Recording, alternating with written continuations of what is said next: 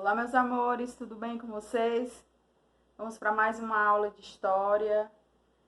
Depois de uma semana de atividade avaliativa, vamos retomar o conteúdo. Hoje vamos falar no capítulo 8, As riquezas da nova terra. No último capítulo, no capítulo 7, nós falamos sobre a chegada dos portugueses. E depois que eles chegaram, começaram a habitar, a explorar a nova terra, começaram então a conhecer e também explorar nossas riquezas. E você sabe qual foi a primeira riqueza explorada pelos portugueses no Brasil? E quem eram as pessoas que extraíam esse material? Nos primeiros 30 anos após a chegada dos portugueses, não houve grande interesse por parte de Portugal por essas terras. A coroa portuguesa se ocupava com os negócios lucrativos no Oriente e a carta de Pero Vaz de Caminha relatava sobre uma terra virgem, sem riquezas minerais. Porém, foram enviadas algumas expedições para fazer o reconhecimento do local e verificar se tinham riquezas. Encontraram o pau-brasil, primeiro produto extraído da terra.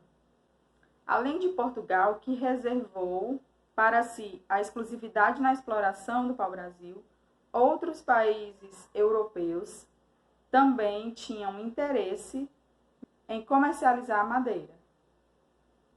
O rei de Portugal então enviou expedições para proteger o litoral de sua colônia dos invasores que buscavam extrair o pau-brasil. O famoso pau-brasil também era encontrado na Índia. Seu tronco tinha um miolo que servia para fabricar um corante vermelho, exportado para as manufaturas de tecidos em Flandres, região da Holanda e da Bélgica. A madeira era ótima para móveis e seu preço era alto na Europa. Você já viu um pau-brasil? A maioria dos brasileiros não. Eu, pelo menos, nunca vi. Assim começou a presença europeia no Brasil, com a devastação ecológica. Assim como no passado, no presente ainda acontecem também devastações ecológicas de matas e florestas com finalidade econômica, como a extração de minério e o agronegócio, plantação de soja, criação de gado.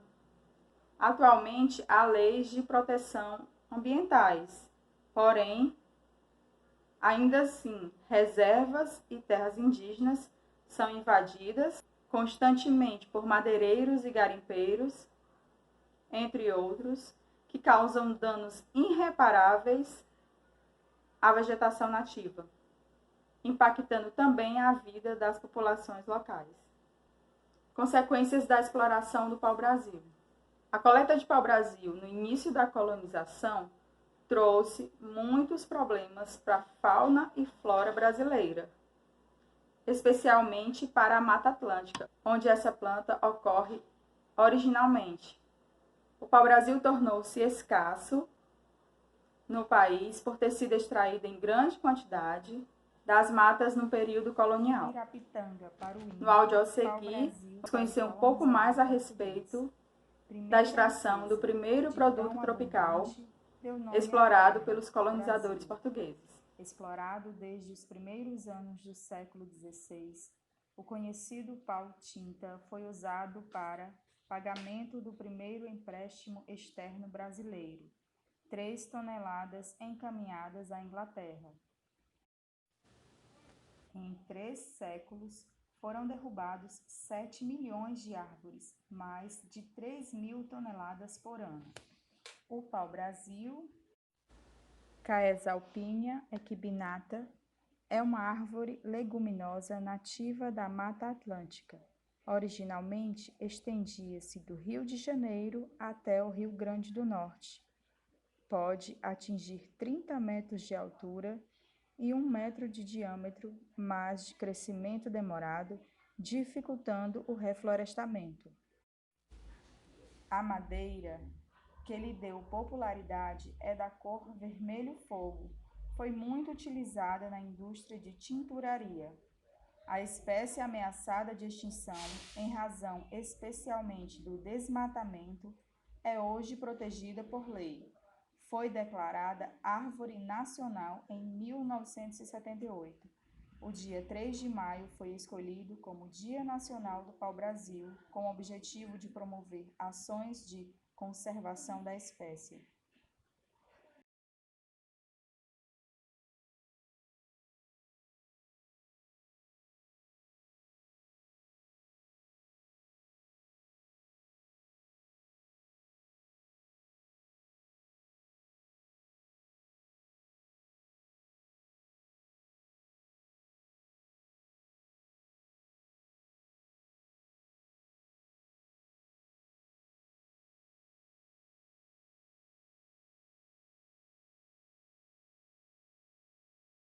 Vamos saber um pouco mais sobre a Mata Atlântica, a mata em que ocorre originalmente o pau-brasil, primeira riqueza extraída e explorada do Brasil pelos portugueses.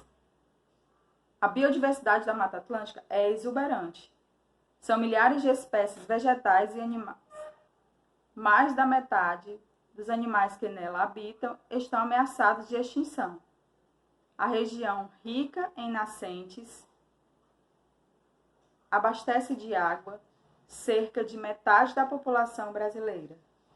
Grande parte na região sudeste, que é a região mais populosa do Brasil. Além da extração de pau-brasil, outros ciclos de produção colonial causaram danos irreparáveis à floresta, como a cana-de-açúcar, o ouro, as pedras preciosas e o café.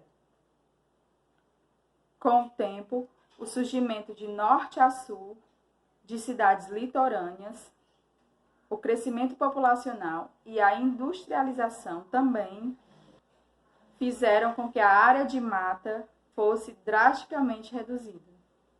Estima-se que atualmente a Mata Atlântica tenha 8% da sua cobertura original. Pausa no vídeo, realizar a atividade da página 82. Se surgir alguma dúvida, vai ao texto, lê mais uma vez. Em seguida teremos a correção.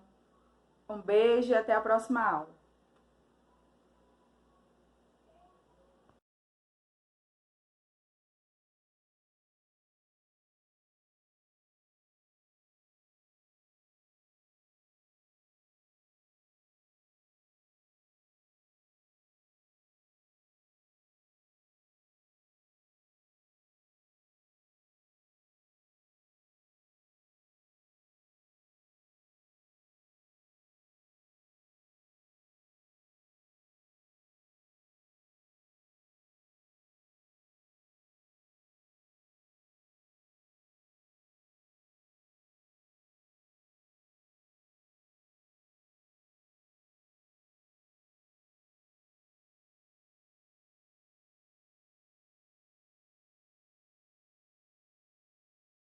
O pau-brasil, pau-brasilia echinata, chega a ter entre 10 e 15 metros de altura e era muito abundante na Mata Atlântica na época de nosso descobrimento pelos portugueses. Ele possui um tronco reto e relativamente fino, com uma coloração cinza escuro. A árvore dá flores amarelas e um extrato interior capaz de gerar uma tinta vermelha. Antigamente, ela se chamava Ibirapitanga, em Tupi-Guarani, onde Ibirá significa árvore e Pitanga representa vermelho. Quando os colonizadores descobriram o nosso país, eles se referiram à árvore como Berzil, que significava brasa na época. Aos poucos, ela acabou sendo chamada de pau-brasil, mas também é conhecida como pau-vermelho, pau de Pernambuco, Arabutã, Ibirapitã, Muirapiranga, Urubatã, Orabutã, pau-rosado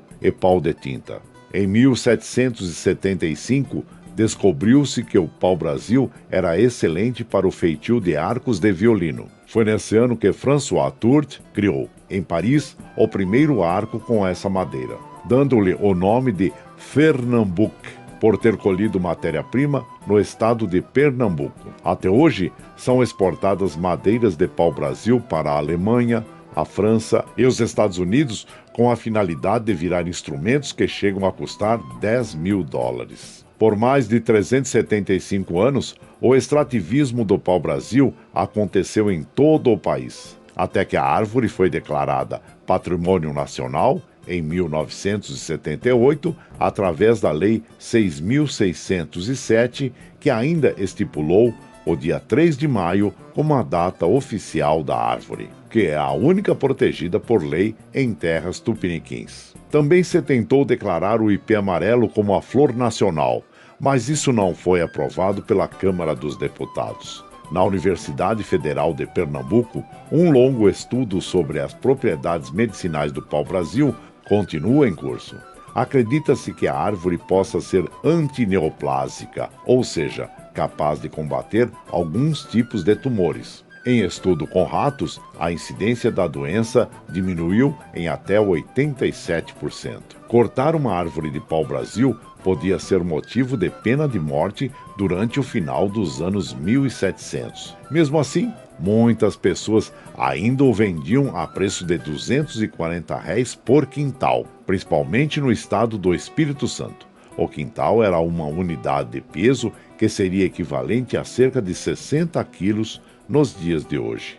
O botânico Francismar Francisco Alves Aguiar realizou uma expedição em 1981, na qual encontrou diversos vilarejos chamados de pau-brasil em nosso país.